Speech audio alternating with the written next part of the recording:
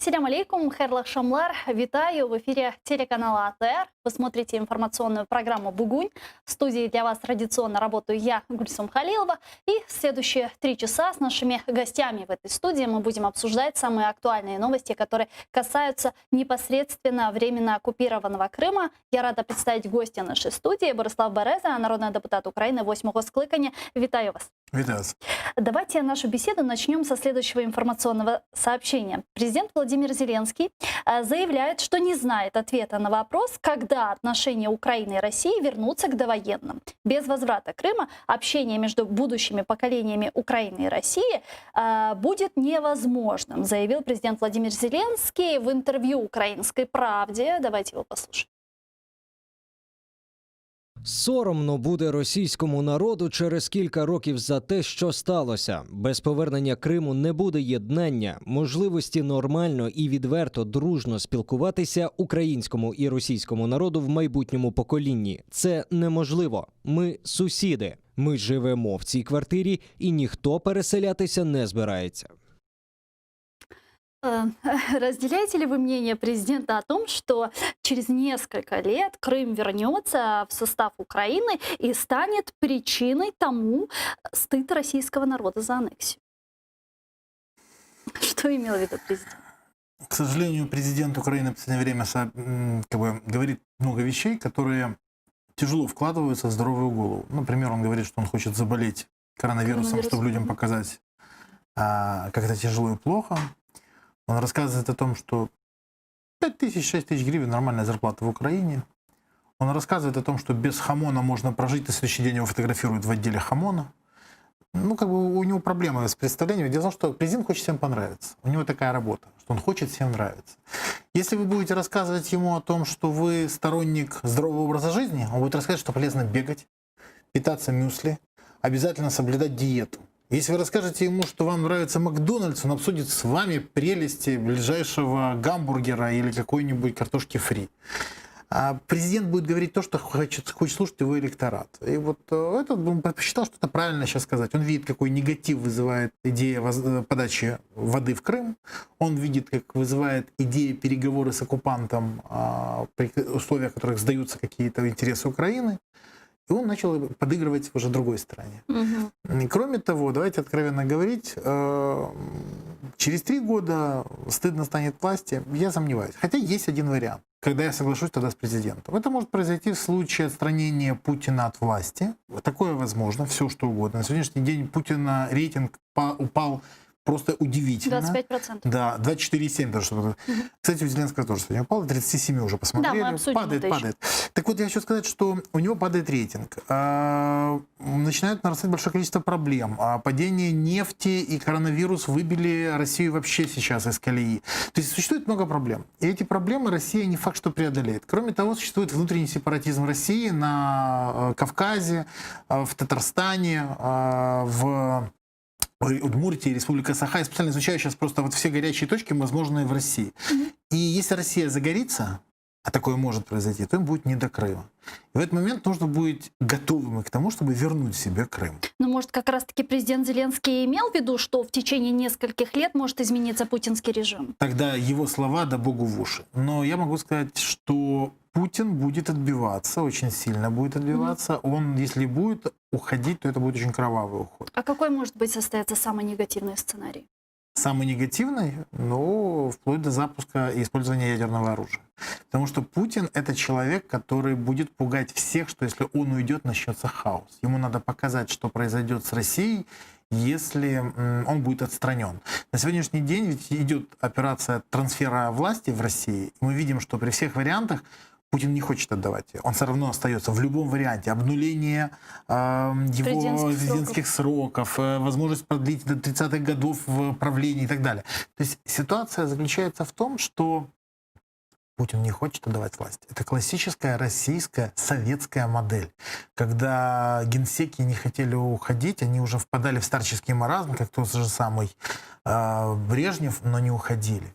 И здесь ситуация такая, что только внутренние противоречия между элитами, финансовые противоречия, они существуют, уже существуют. И недовольство со стороны общества могут подтолкнуть к каким-то серьезным внутренним конфликтам. Нам надо на них рассчитывать, но нам не надо просто сидеть и ждать. Кроме этого, нужно готовиться и работать. Нужно работать с лидерами общественного мнения в Крыму. Нужно поддерживать украинских патриотов. Нужно проводить как можно более широкое вещание информации на Крым и на оккупированную часть Донбасса. И самое главное, нам необходимо уровень жизни в Украине стараться поднимать максимально. Чтобы люди, которые находятся в Крыму, видели, что происходит в цивилизованной территории. А цивилизованная территория — это Украина. Не цивилизованная — это Россия, которая их прижали сейчас. То есть все очень просто на самом деле. И еще. Я мониторю СМИ, которые работают в Крыму, и я абсолютно не вижу украинской повестки. Ну, нет ее там. Притом даже через интернет, притом это возможно делать по-разному, это возможно делать. Это крымская повестка. Да, крымская повестка. И я понимаю, как можно закидывать противоречия внутри общества. Я понимаю, как это делается технологично, системно, но это должна быть национальной государственной политикой. Это говорит только об одном, что стратегии возврата Крыма все еще нет. Есть, как он сказал недавно, пропетляем, на ощупь прокрадемся и пропетляем. Вот он пытается пропетлять. Нельзя пропетлять. Надо планировать пошагово, понимать, что будет после определенных действий, и готовиться к этому, а также реализовывать свои планы. Ну, Иначе может, они планируют импровизировать просто. Смотрите, импровизация — это хорошо. Но хорошо подготовленная импровизация воспринимается всегда зрителями гораздо лучше. Здесь тоже нужно готовиться. Потому что все время импровизировать не выходит. В последнее время мы видим, что президент Зеленский на своих импровизациях стал терять не только рейтинг, но и количество людей, которые не доверяют ему или же считают, что Украина движется не в том направлении, стало больше. Это все как раз вопрос импровизации. Потому что, несмотря на то, что год уже правления закончился Зеленского, мы до сих пор не имеем представления, какая наша внешняя политика, внутренняя политика, аграрная политика, промышленная политика, демографическая политика, экономическая политика, производство. Мы не знаем об этом. Никто. И ситуация точно так же по деоккупации Донбасса и по возвращению Крыма. И этой политики тоже никто не видит. Более того, то появляются какие-то консультативные советы в Минской группе, Но то они они сейчас не исчезают. работают. Я говорю, то не исчезают, то еще что-то. То есть это говорит о том, что эти экспромты, извините, они все-таки не влияют на процессы.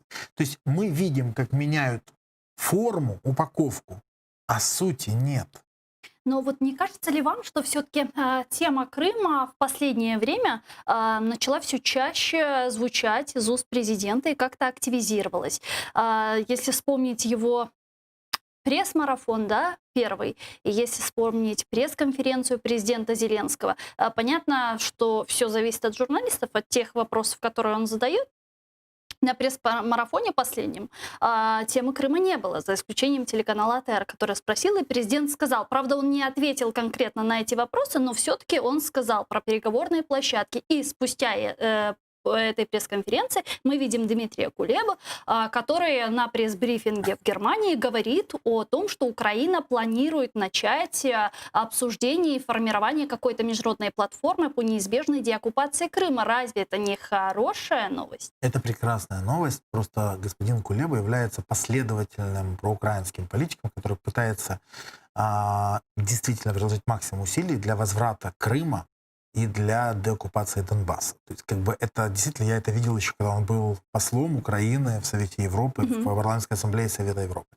Но здесь есть маленький нюанс. Для меня самый большой показатель — это фильм «Год президента Зеленского». В этом фильме слово «Крым» не было названо ни разу. Это лучший показатель. Скажем так, президент о нем реально не помнит. Ему иногда напоминают и говорят: смотрите, надо сказать о Крыме. Но он же действительно наш. Он говорит, да, Крым, он не против. Он всегда согласен, что Крым — Украина. Но он не настолько актуален и важен в его повестке дня. Вот если вы зададите вопрос, как видосик новый снимать, он гораздо больше проявит эмоций о том, чтобы рассказать о нем. Или на камеру с удовольствием пофотографируется с несколькими людьми, никому не откажет селфи. Но я что-то не видел, чтобы президент сам инициировал вопрос Крыма. Я не видел, чтобы президент самостоятельно поднимал вопрос. Более того, я в последнее время не вижу, чтобы президент постоянно говорил о том, что ребята, которые на Донбассе гибнут или получают ранения, получили его в результате российской агрессии, в результате российских атак, в результате использования российского оружия. Я понимаю, что он не хочет злить Путина. Но если мы не будем говорить, что есть солнце, то солнце от этого безразлично, оно будет. Мы можем не говорить, но солнце есть. Так и здесь. И еще один вопрос, последний. Мы же помним, как президент еще недавно обещал, что все политические заключенные из Крыма вернутся в Украину уже в ближайшее время. Обмен всех на всех. Помните? Ну, да, результаты нормандского формата. И как сейчас? Молчат об этом? Правильно.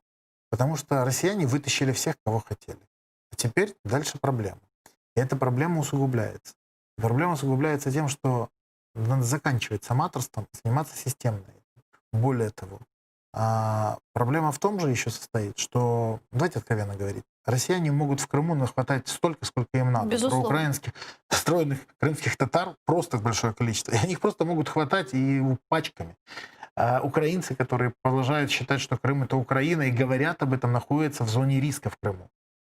Так вот, на сегодняшний день нужно озвучивать именно эту проблематику.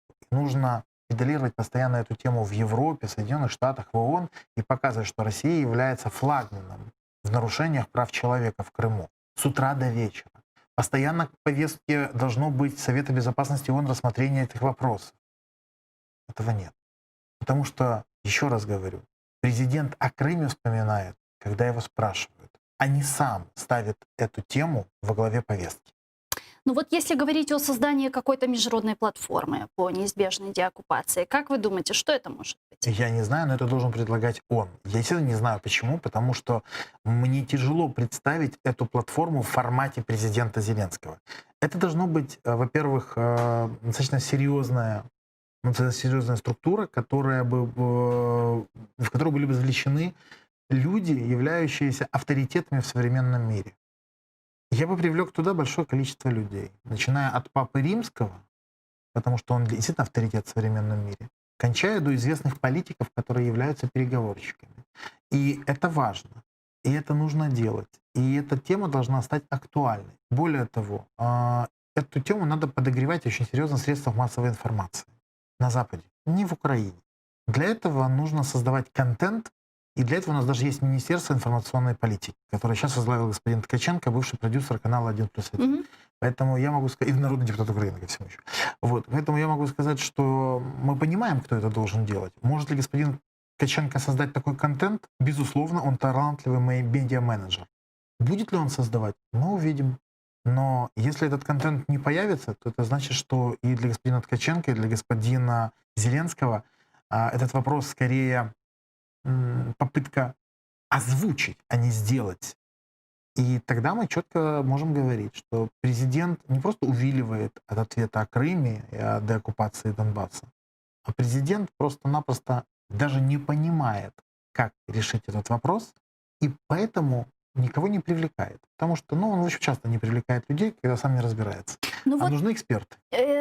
Вот это вот зависит именно от непонимания проблемы, от некого дилетантства, либо просто от нежелания и незаинтересованности? Нет, у него нет нежелания и незаинтересованности, у него нет понимания даже. Действительно нет понимания.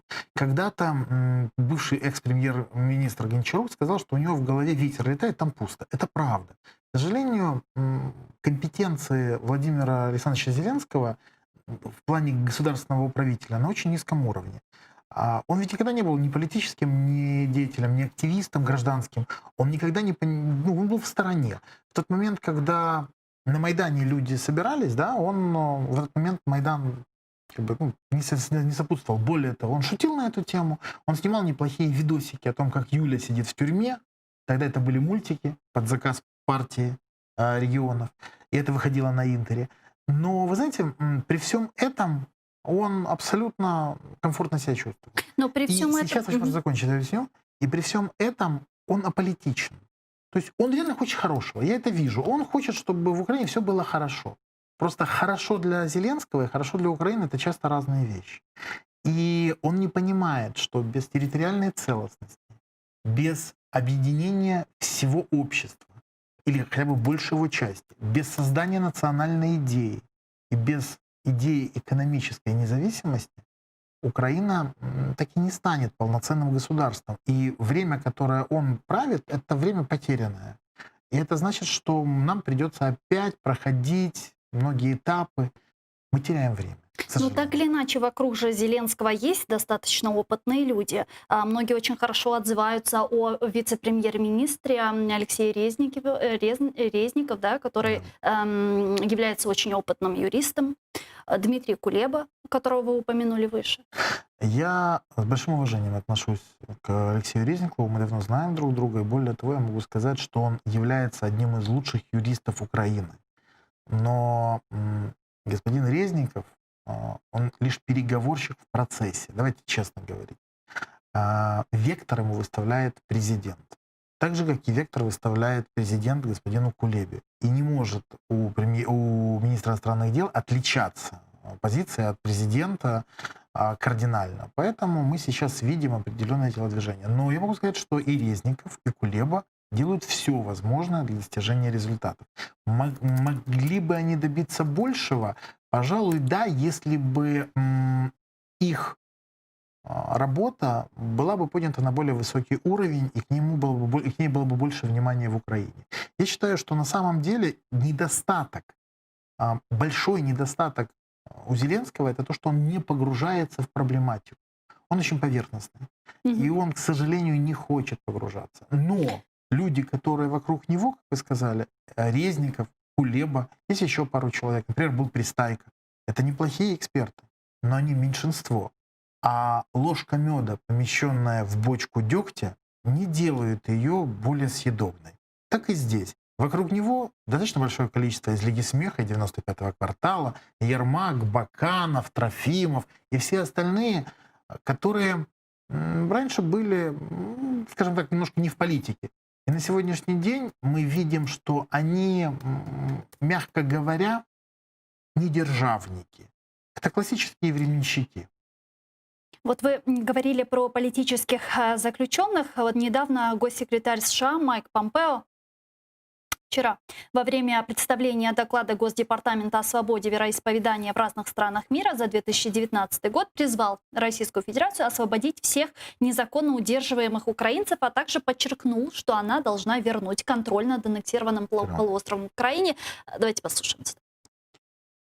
Правительство США продолжает осуждать запугивание христианских и мусульманских религиозных групп русской оккупационной властью в Крыму и привлекать международное внимание к этим нарушениям. В посольстве США в Украине сообщили, что США и впредь будут поддерживать религиозную свободу в Крыму и заставят оккупационных властей вернуть конфискованное имущество и освободить заключенных, осужденных по своим религиозным или политическим убеждениям. С 2015 года Россия незаконно призвала на службу в свои вооруженные силы тысячи мужчин в Крыму, а тех, кто отказывался это делать, привлекла к уголовной ответственности. Россия должна прекратить притеснение тех, кто сопротивляется ее оккупации, освободить всех незаконно заключенных украинцев и вернуть Украине полный контроль над полуостровом. Крым – это Украина.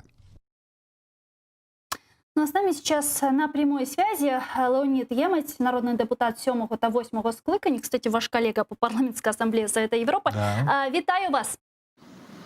Вітаю вас, вітаю вашого гостя. Так, мы были колегами в парламентской ассамблее Рады Европы. Да. Ну вот смотрите, вот вы сейчас услышали заявление Майка Помпео относительно призывов к Российской Федерации за освобождение незаконно удерживаемых украинцев в Крыму. Вот что вы думаете? Вот это очередное такое декларативное заявление, которое не несет за собой каких-либо последствий? Или же все-таки, вот как говорится в цитате, США будет как-то заставлять Россию?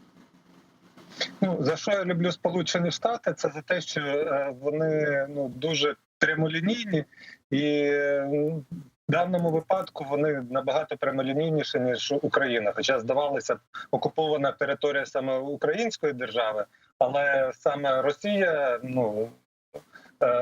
точніше, саме Сполучені Штати тут заявляють позицію набагато більш жорстку і конкретнішу, ніж навіть іноді це робить Україна. І, власне, коли ми говоримо про конкретні кроки Сполучених Штатів, мене тут дуже завжди радує один приклад, коли дуже плакалися в соціальних мережах росіяни, які спробували оформити візу до Сполучених Штатів. Вони планували витратити там десятки тисяч доларів на свої поїздки, там відвідати Діснейленд тощо. І під час оформлення візи їх попросили вказати країни іноземні, в яких вони перебували.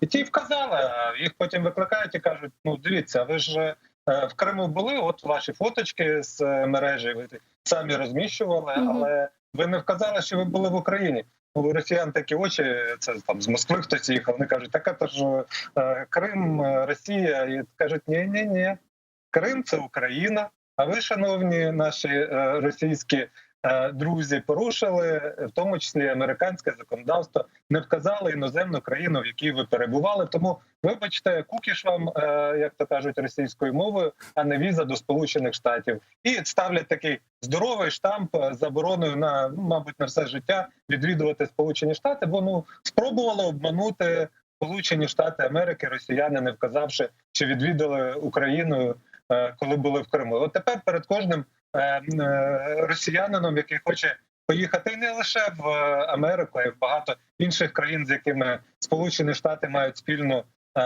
візову базу, в тому числі і перевірки інформації, яка надається. От вони тепер під час оформлення документів так чухають собі потилицю і думають, вказувати, що Крим – це Росія, чи вказувати, що Крим – це Україна. І більшість з них, знаєте, який вибирає варіант? Вказати, що Крим – це Україна. Тому що Крим – це Україна, це є міжнародне законодавство, це є визнана абсолютно правова ситуація. І Сполучені Штати на цьому не просто наполягають, вони кожен божий день доводять росіянам, що Крим – це Україна, і що їм буде боляче кожен божий день, коли вони анексують нашу территорию, незаконно аннексуют. Ну вот смотрите, в цитате говорится, что Соединенные Штаты заставят оккупационных властей вернуть конфискованное имущество и освободить заключенных, осужденных по своим религиозным или политическим убеждениям. Как они могут заставить Росію, по-вашому? Дуже просто. Вони можуть відключити SWIFT, і це найлегше, що вони можуть зробити. Більше того, SWIFT керує зараз світом. Якщо Америка прийме рішення, повірте, це, мабуть, найефективніша зброя, яка є зараз проти Росії. Але можна погрожувати і отримувати там потрохи, але щось отримувати. Америка не буде конфліктувати зараз по максимуму, але вона показує, що вона не забуває чий Крим, і вона не забуває, що в неї є інструментарій для того, щоб робити тиск на Росію. Леонид, а вы как считаете, отключение России от международной системы SWIFT серьезно ударит по Российской Федерации? И готова ли, понятно, что серьезно, готова ли на это идти Америка? Абсолютно готова, а там буде це навіть не удар, то буде нокдаун. Мабуть, не нокаут все-таки ще, але це буде нокдаун, який поставить на коліна абсолютно російську економіку, і в якому стані вона, якщо в принципі зможе з цих колін піднятися, це питання дуже відкрите. Тому що вже росіяни втратили більше 360 мільярдів доларів через санкції, які в тому числі і Сполучені Штати, в основному Сполучені Штати, наклали на Росію за анексію Криму і їхні дії в вигляді агресії на територіях Донбасу. Власне, крім санкцій, іноді Сполучені Штати демонструють дуже серйозну військову відповідь. Давайте згадаємо, коли в Сирії спробували через оці псевдоанонімні російські війська під назвою Вагнера, спробували здійснити якийсь там тиск на базу Сполучених Штатів, були знищені в моменти 50 томагавків, які пан Трамп, великий друг Росії, не моргнувши оком і піднявши одну брову, просто відправив туди знищувати десятки і сотні російських солдат. І Росія це з'їла. І от відповідь на те, хто насправді реально сьогодні керує світом. Просто якщо Сполучені Штати роблять свій вплив через призму верховенства права і демократії, то Росія намагається робити через призму зброї, шантажу, залякування ядерним арсеналом. І тут, звичайно, нам партнером стратегічним є саме Сполучені Штати Америки. Коли, ви знаєте, мене дуже дивують іноді, коли ми вже говоримо про дипломатію зараз, абсолютно не дипломатичні і не продумані стратегічно заяви керівництва нашої держави, які можуть дуже серйозно нашкодити нашим стосункам з Сполученими Штатами. На кшталт тоді, коли президент на своїй прес-конференції сказав, що він вважає, що має розслідуватися справа державної зради через розмову Порошенка з Байденом. Ну, я скажу, що якщо ми відкриємо статтю «Державна зрада», то ми побачимо, що там є два учасники. Один – це громадянин України, а другий – це іноземна держава, яка здійснює діяльність на шкоду нашій державі. Так от, це була заява керівництва вищої нашої країни про те, що Сполучені Штати могли здійснювати діяльність на шкоду української держави. Ну, ви розумієте, що лише довгий і дуже конструктивний зв'язок між Сполученими Штатами і Україною дозволив не утворити після цієї заяви гучний дипломатичний скандал. Просто американці знають реально ставлення України і українців до Сполучених Штатів і багато чого прощають сьогодні українській владі. Але знову ж таки, це до якоїсь певної межі. І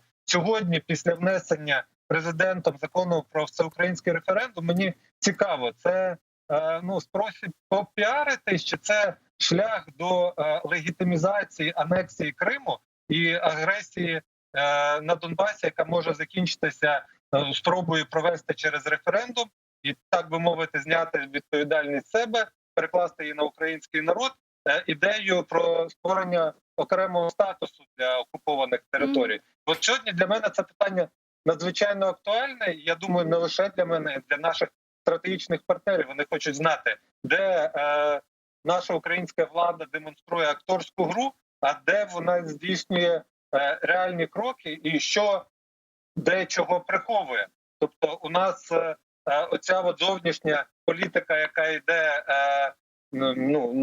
на попереду картинки, вона є справді тим, що живе і думає наша українська влада. Чи це все-таки робота спільна з агресором, який хоче таким чином себе зняти санкції, а Україні, точніше окремим державним посадовцям Україні подарувати політичний результат. І поки що я конкретної відповіді на ці надзвичайно жорсткі і тривожні питання я не маю. Дякую вам. Леонід Ємець, народний депутат України 7-8 скликань, був з нами на прямому зв'язку. А как мне подсказывают наши редактора, у нас есть телефонный звонок от зрителя. Давайте примем. Алло. Алло, добрий день. Да, добрий день. Представьтесь, пожалуйста, і задавайте ваш вопрос. Мене звати Василь з Івано-Франківська. У мене запитання до пана Берези. Ви тільки що раніше сказали, що Зеленський, в принципі... Але ви чуєте мене? Да, я слухаю вас. чуємо. Так. Ви сказали, що в принципі Зеленський хороший парень. Навколо нього є публіка Гремінщаки, оці Шефіри, Єрмаки, Баканови і тому подібне. А не здається вам, треба все ж таки трохи їхню, як то кажуть, історію цих веселих кварталівців. Вони десятками років працювали де в Росії, розважали російський істеблішмент, російські, як то кажуть, спецслужби не без того, щоб, як то кажуть, з ними спілкувалися. Це ребята не тільки Гремінщаки, по-моєму, в всякому разі частина з них, а реально, як то кажуть, козачки заслані. Тим більше ви знаєте заяву Піантковського. Він прямо сказав, що з нас ніхто не хоче говорити, що Єрмак, наприклад, це є агент ФСБ, його книжка навіть є позори і тому подібне. Так що ці ребята, напевно, по-моєму, набагато серйозніше, ніж просто временщики навколо нього. Так що треба на це звертати увагу, а не просто, як то кажуть, така собі публіка, що, не пришоду, не временщики. Дякую. Гаразд, я вам відповім. Давайте так, по-перше, чому я кажу, що вони временщики? Тому що людина, яка мислить державними поняттями, вона мислить інакше. Більше того, ці люди прийшли тимчасово. Саме тому вони временщики. Це по-перше. По-друге, такими самими були временщики, які були до цих, і вони пішли з тої ж команди Зеленського раніше. І ці підуть, і будуть нові. Чому я вважаю, що вони не кваліфіковані? Тому що немає результатів. І я можу казати, що я їх не сприймаю як політиків. Тому для мене вони тимчасово знаходяться у владі. Все. Більше того, я можу сказати, що більшість цих людей, я не знаю, хто з них працює на ФСБ, хто не працює на ФСБ. Питання в іншому. Що головне, щоб вони не зробили щоб вони не зробили шкоди Україні, щоб цієї шкоди було як можна менше. Тому що те, що зараз я бачу, це не розбудова держави. Це дійсно пропетляти і якось протриматися. Я не жартую про них. Вони не небезпечні, вони не загроза. Вони, на жаль, це тягар на ногах України. І вони не дають нам піднятися. Оце проблема, головна проблема. Тому що вони вирішують свої інтереси, персональні, а не питання, які потрібні для всієї України. Дякую. Дякую за запитання, дякую за відповідь. На экранах ваших телевизоров вы периодически видите номера телефонов. Звоните, задавайте ваши вопросы. Ну, а мы пока перейдем к следующей...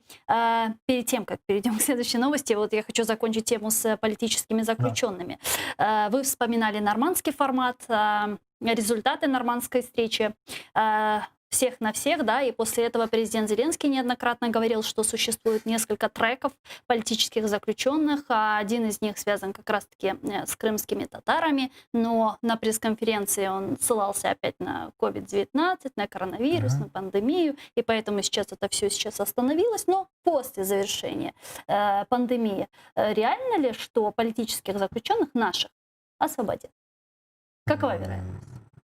Ну, этой серии 50 на 50, либо освободят, либо нет. На самом деле нужно понимать, зачем это Путину. И если Путин в обмен на это получит опять какие-то преференции, например, возможность войти в какие-то европейские ассоциации или опять доступ к европейцам, ведь именно после того, когда Зеленский сел с ним за стол переговоров и начал разговаривать, Путина опять стали приглашать. Более того, Трамп недавно заявил, что, может, пора Путина вернуть в G8. G7, да. Да, опять сделать G8. На что ему очень четко ответили. Ну, он каждый год об этом говорит, спокойно. Трамп он разнополярен. Вот я все, это шоумен, он действительно говорит вещи, которые часто хотят слышать люди. Но в то же время это не мешает ему быть прагматичным политиком, который защищает интересы США и производителей. Он проводит сумасшедший, жесткий протекционизм. И именно при нем был максимальный рост экономики, при нем было минимальное количество до ковида-19 безработных. То есть у него он очень классно играется в большую политику. Нашим надо поучиться еще у него. Я к чему это все говорю? Плюс возле него достаточно большой пул маститых, умных политиков, которые могут не только минимизировать громкие заявления или неуклюжие движения Трампа, но и фактически подталкивают его к нужным действиям, которые заинтересована Украина. Я говорю как есть. Но вот Леонид сказал правильную фразу, кстати, что он умудрился поссориться фактически с обоими представителями. И с Трампом по определенным вопросам у него теперь как бы есть натянутые отношения, и с Байденом. И кто бы ни победил, мои, скажем так, источники информации США говорят, что никто это не забудет. Ни та сторона, ни эта. После 9 ноября к этому кейсу вернутся либо одни, либо другие. И крайним в этой истории будет президент Зеленский. А касаемо наших заключенных, я бы сказал, все-таки заложников. Это не заключенные, это заложники, которых банально как работорговцы обменивают россияне с нами. Я считаю, что нам необходимо подключать международное сообщество. Давление со стороны Меркель, давление со стороны Трампа, давление со стороны Папы Римского, давление со стороны всех, кто только может. И Эрдогана тоже. Потому что мы видим, что на сегодняшний день россияне очень серьезно считаются с турками, особенно после того, что они сделали с их войсками в Ливии. И я могу сказать, что нам необходимо осознавать тоже одну вещь, что для Турции мы партнер сиюминутный. Но Турция продолжает покупать С-400. Я же говорю, сиюминутный. Поэтому нам нужно искать точки, при которых взаимодействие будет максимальное со всеми мировыми лидерами. Для того, чтобы консолидированно объединиться против России. Но тут вот как раз-таки идет, наверное, речь именно о освобождении наших заложников, а не об обмене. Потому что вы правильно сказали, и Мустафа Джемилев об этом постоянно говорит, что у Путина наши территории. И сегодня он освободит 120, завтра заберет 1200 опять, да? И верю. Достаточно ли у нас будет человеческого ресурса именно здесь, чтобы возвращать или обменивать? Тогда я скажу очень страшные слова. Я не верю, что Путин просто так их освободит. Вот как бы это неплохо не звучало, но это правда. Просто так он их не освободит. Хорошо. Он безумец, он мерзавец, но он абсолютно четко понимает, что без своей выгоды он ничего делать не будет. Ну вот относительно выгоды, возобновление водоснабжения в оккупированный Крым может ли стать ценой освобождения заключенных наших? Может, и это будет, сразу же скажу, что это будет сдача национальных интересов.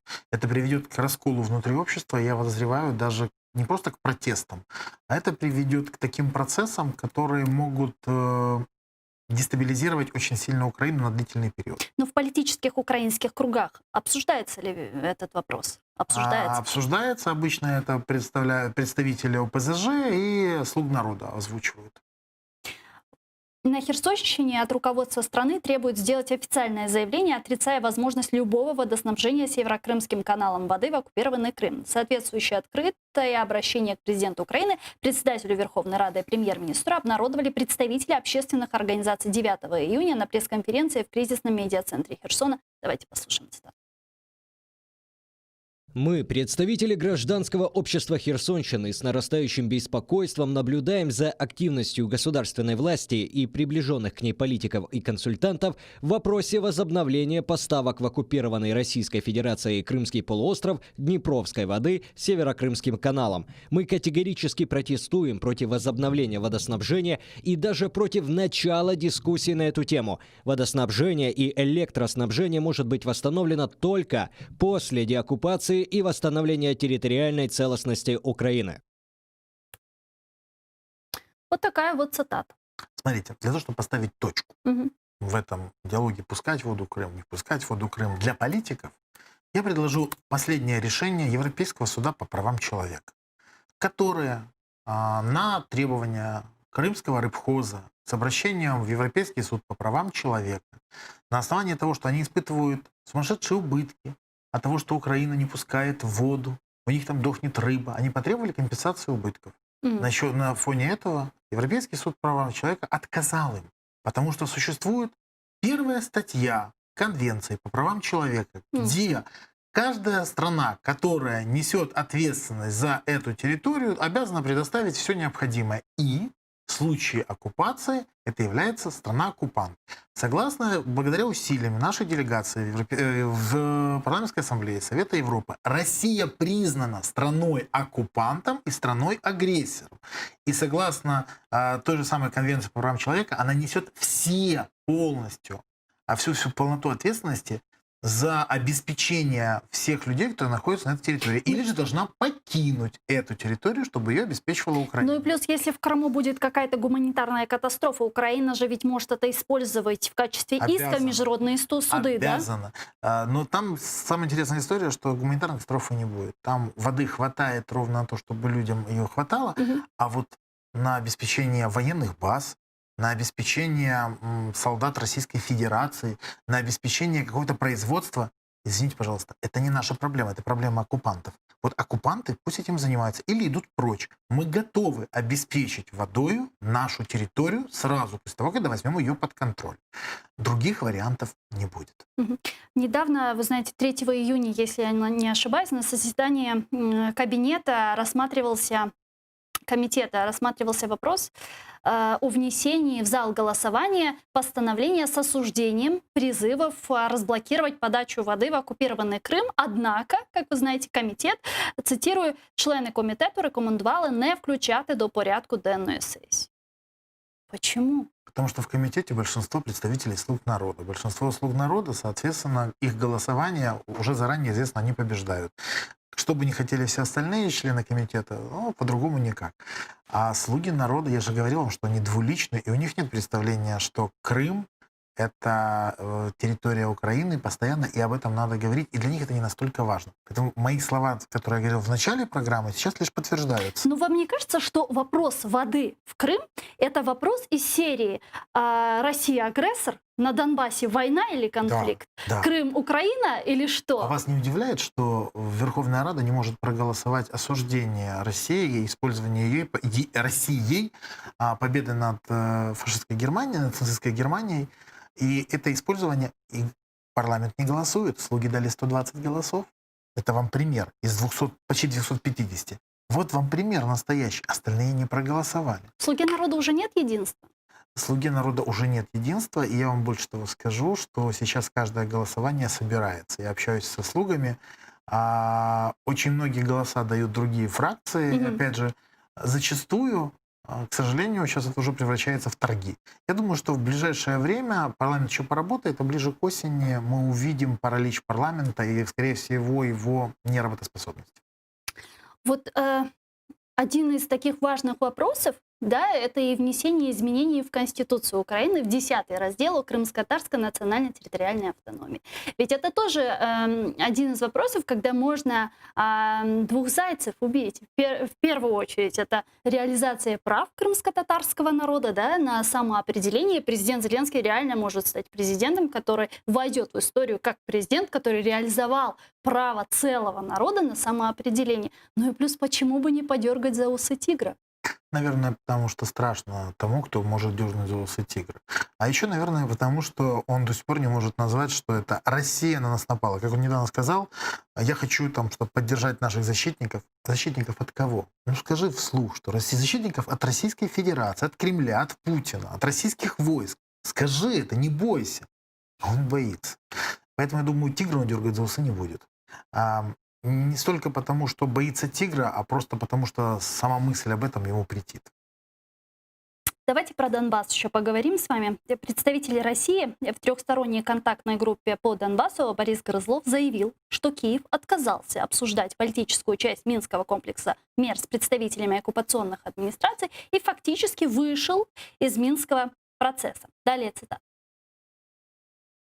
Киев отказывается обсуждать политические вопросы в соответствии с пунктом 11-12 комплекса мероприятий по выполнению Минских соглашений с представителями Донецка, Луганска и собирается обсуждать их с бывшими жителями Донбасса, проживающих сейчас на территории Украины.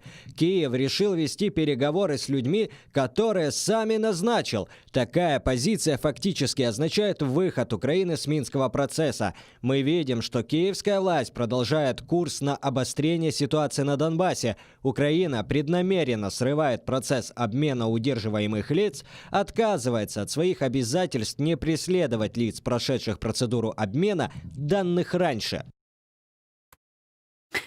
Прошло 3 дня с момента привлечения украинских журналистов Гармаша и Казанского на трехстороннюю контактную группу. Спустя 3 дня мы слышим вот это вот заявление. До этого как-то такого сопротивления не было. А вот сейчас, что так долго ждали? Все очень просто. Они думали протянуть все-таки свои консультативные советы. А еще мы четко указали, вот смотрите, с нашей стороны действительно жители Донбасса, а с вашей стороны люди с российскими паспортами. Угу. Сколько можно решать вопросы Донбасса россиянам? Давайте все-таки будут люди, которые жили на Донбассе, в Луганской области, Донецкой области, пусть они будут решать эти вопросы. Мы сами примем решение, кто будет решать. И мы четко понимаем, что подонки и мерзавцы с российскими паспортами, которых назначил Кремль, это делать не будет. Более того, в Минских договоренностях это же написано, что привлечение, вот мы привлекли, это жители Донбасса. Если кому-то что-то не нравится, это их личные проблемы. Но это правильный ход Зеленского. Смотрите, это не Зеленский. Вот это как раз наш вице-премьер сделал, и мы обсуждали этот вопрос немножко ранее. Более того, они очень правильно все сделали. Ну, вы же говорили про вектор, который согласовывается с президентом. Да, но этот вектор они четко сделали для того, чтобы сейчас не попасть в ловушку. И вышли из этой ловушки по консультативным советам. Угу. Это отличная идея. Вот просто отличная идея. А что это нам даст? Это нам даст возможность сохранить лицо и показать, что мы действительно готовы о чем-либо разговаривать, но только не на условиях каких-то непонятных, которые абсолютно не интересны России. А почему ждали 6 лет, чтобы этого сделать? Не, на самом деле никто не ждал 6 лет, просто были другие телодвижения. Смотрите, давайте откровенно скажу. Да. Минские соглашения были подписаны не для того, чтобы их выполнять. Минские соглашения были подписаны для того, чтобы оттянуть время и дать возможность в армии украинской перегруппироваться, чтобы нас не уничтожили просто. Здесь президент Зеленский, придя к власти, вдруг почему-то решил, что Минские соглашения надо выполнять. И некоторое время пытался даже это делать. Но даже он уже осознал ошибочность своих изначальных взглядов.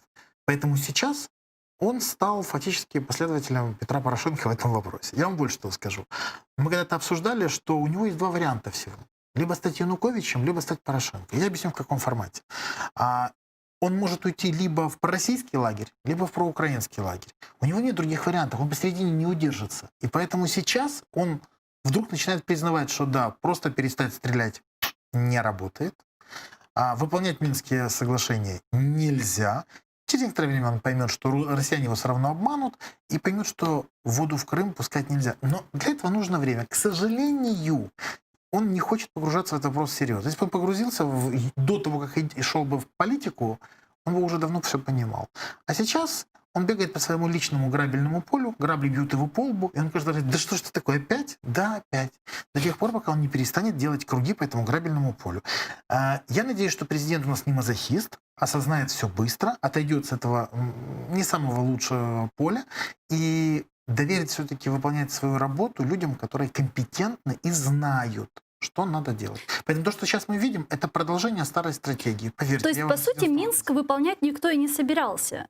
Пункты, которые там Смотрите, прописаны. я человек, который не облечен политикой и властью, я могу это говорить. А дальше пусть наши политики скажут, что Береза ничего не понимает, мы на самом деле хотим выполнить, просто россияне не дают. Кстати, россияне действительно не дают. Ну, первый пункт Минских соглашений не выполняется. Пусть прекратят стрелять хотя бы. Начнем с этого.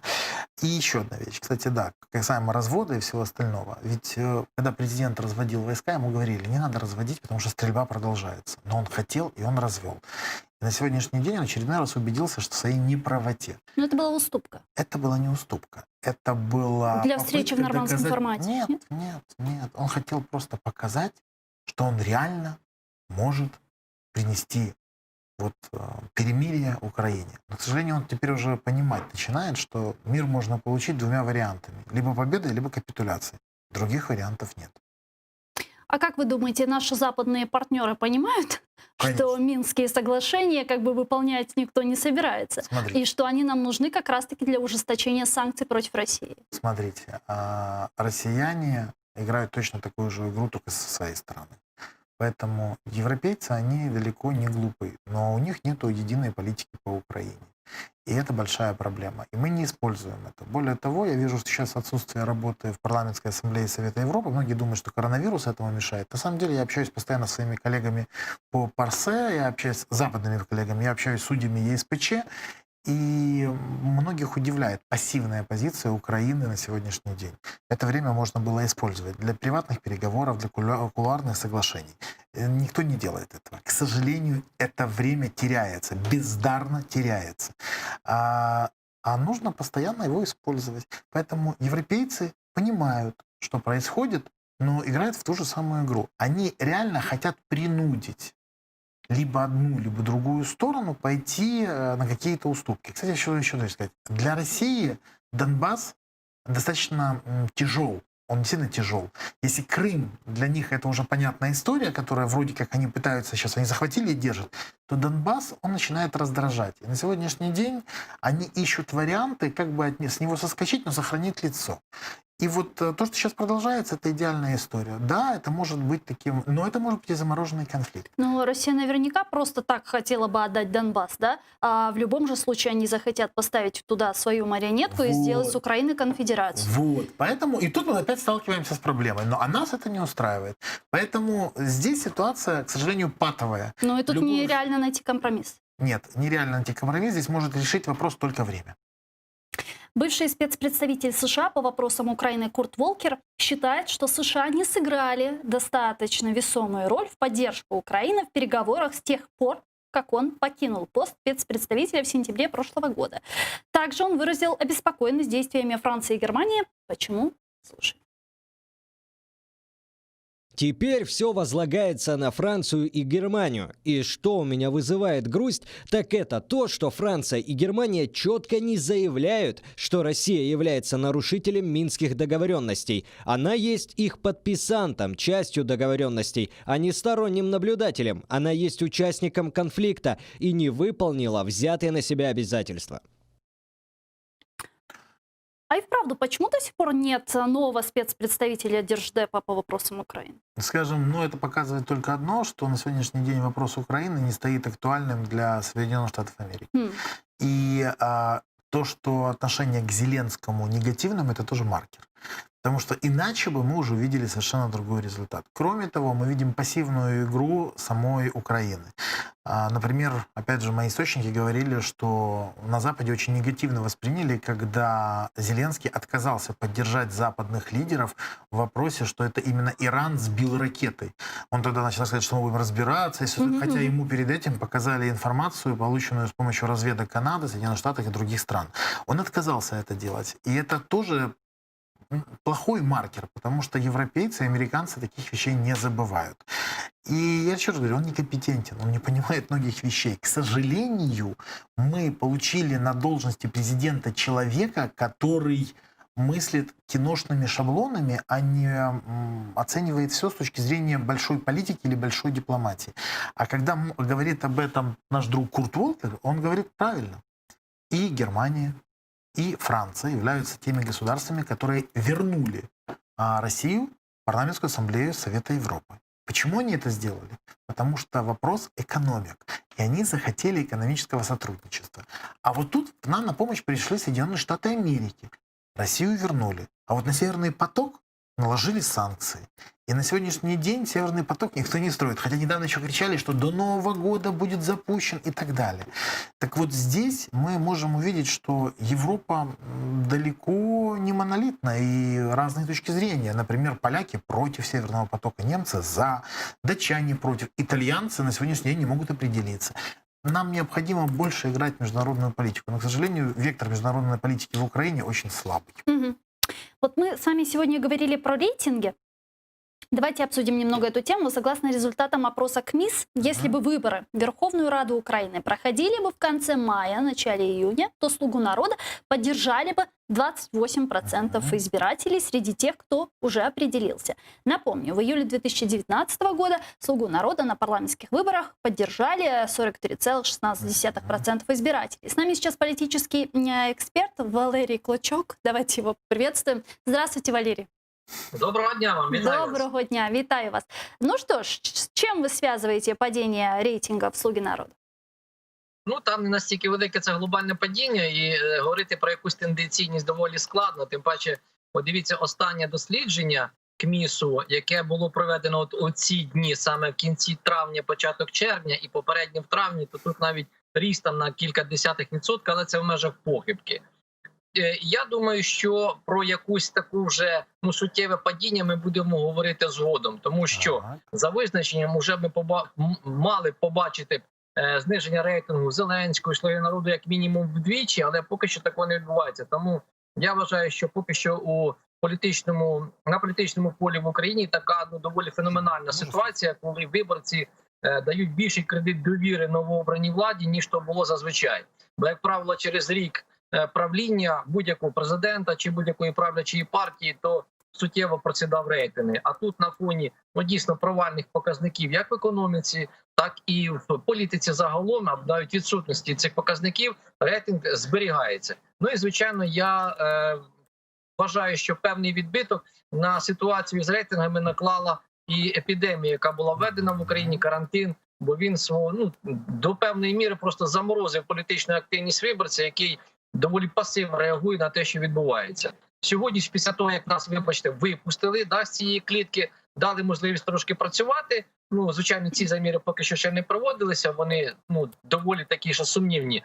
Тому я думаю, що про глобальне падіння рейтингу «Слуги народу» говорити поки що зарано. Але я б говорив би і про сталість, про збільшення до певної міри рейтингу підтримки «Європейської солідарності» і розширення поля тих, хто не визначився.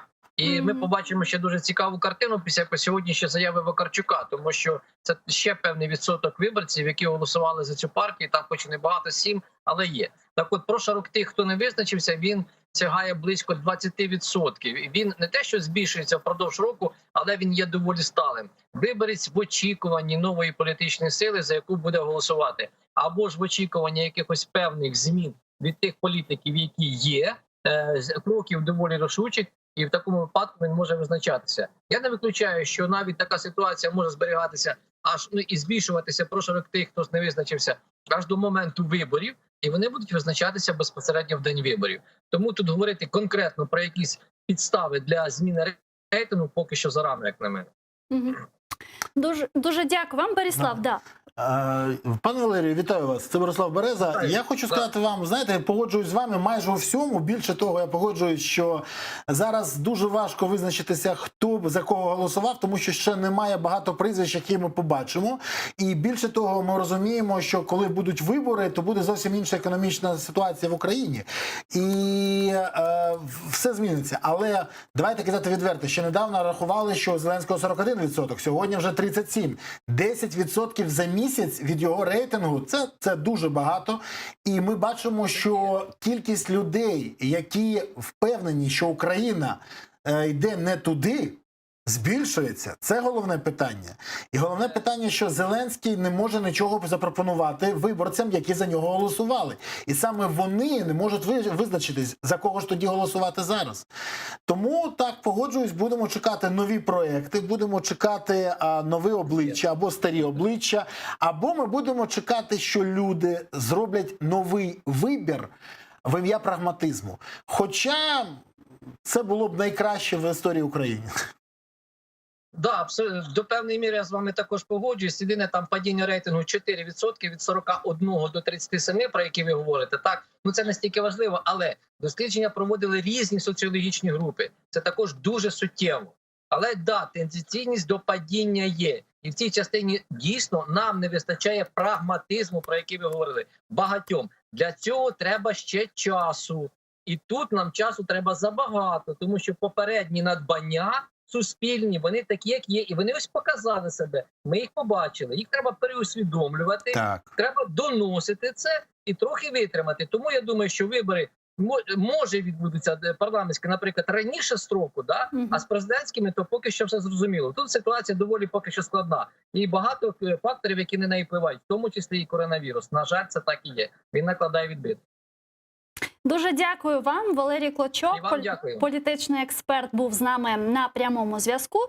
Вот Валерий Клочок также сказал о Святославе Вакарчуке, да, который заявил о сложении мандата народного депутата, и обосновывая свое решение, Вакарчук отметил, что считает свою миссию частично выполненной, привел прекрасную фракцию в парламент, новых профессиональных порядочных людей, однако теперь она завершена, и в его дальнейших планах образовательный проект. С чем вы связываете вот его такое решение? Вот вас убедило его вот это? Ну, во-первых, как человек, который голосовал за «Голос», меня не убедил. Я вам больше что скажу. Я считаю себя разочарованным. И хотя я не очаровывался, но я просто надеялся, что все-таки он выдержит, выполнит свое обещание. Дело в том, это что уже второй раз. Летом 2019 года у нас был с ним серьезный разговор. Присутствовал при этом разговоре несколько человек. Например, Ярослав Железняк, Ярослав Юрчишин, тоже депутат «Голоса». То есть они свидетели. Я его спросил тогда: Святослав, вы второй раз не выйдете? Он говорит: нет. Я вот 100%, я серьезно долго, я принял для себя решение, я говорю: смотри, ну я же просто должен понимать, потому что я либо поддержу, либо не поддержу. И вот он меня убедил, сказал: да, все, я поверил, потому что в нем было столько эмоций, он так верил. И вдруг он мне сказал, что страну надо менять. Я так понимаю, что раз он сложил мандат, он страну уже изменил.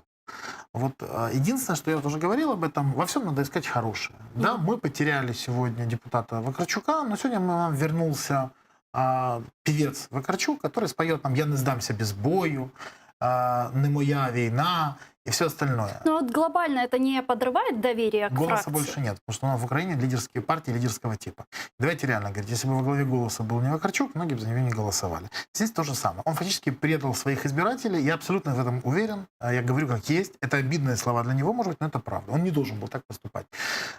Мандат доверия, который был выделен ему, он должен был обеспечивать своей работой в Верховной Раде. К сожалению, мы это не увидели. Если в прошлый раз он продержался 9 месяцев, сейчас продержался 8 месяцев. И он подорвал доверие ко всему либеральному флангу. А кроме того, я могу еще сказать, что фактически обнулил рейтинг «Голоса». К сожалению, это правда. И я могу сказать, что этот проект сейчас уходит вслед за Самопомощью. И теперь вообще непонятно, что будет с либеральными партиями и политическими проектами. Потому что доверие после таких историй обычно падает и теряется. И мне бы очень не хотелось, чтобы этот электорат вообще отказался от голосования. Значит, нужно действительно этих людей тащить в нормальные политические проекты и становиться для них привлекательными. Эти голоса не должны остаться за бортом. Эти голоса должны быть трансформированы в политические силы. Дуже дякую вам. Борислав Береза, Дякую. народний депутат України 8-го скликання, був гостем нашей студии. Но мы не прощаемся, прерываемся сейчас. Буквально через несколько секунд смотрите информационную программу «Заман» и подписывайтесь на наш YouTube-канал. Там мы выкладываем самые интересные фрагменты из наших эфиров. Хорш Кенч.